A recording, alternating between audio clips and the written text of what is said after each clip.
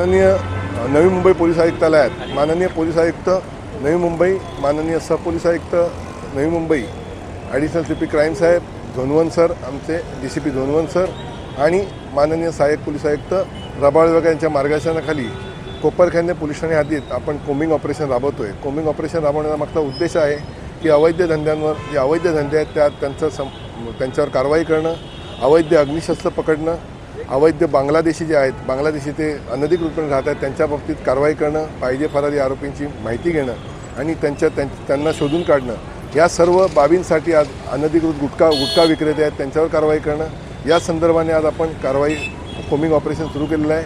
Combing operation दरम्यान आपण घनसोली परिसर, बोनकोडे आणि सेक्टर 19चा परिसर इथे आपण कोम्बिंग ऑपरेशन करणार आहोत. 4 ठिकाणी आपण नाकाबंदीचं आयोजित केलेलं आहे.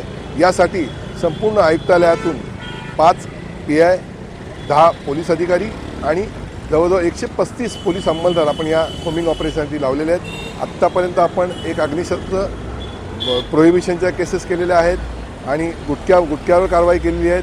पाहिजे फरारी आरोपींचा शोध घेण्याचं काम आपल्याकडे सुरू आहे आणि अशा प्रकारे कोम्बिंग ऑपरेशन अतिशय प्रभावीपणे राबवलं जातं. नागरिकांना आम्ही हेच आवाहन करू की तुम्हीसुद्धा गणवेशातले जसे आम्ही पोलीस आहोत तसे तुम्ही साध्या वेशातले पोलीस आहात, तर तुमच्या निदर्शनास कुठलीही अनधिकृत एखादी गोष्ट किंवा अवैध एखादी गोष्ट नजर झाली तर तात्काळ पोलिसांना सांगा की जेणेकरून कारवाई करता येईल.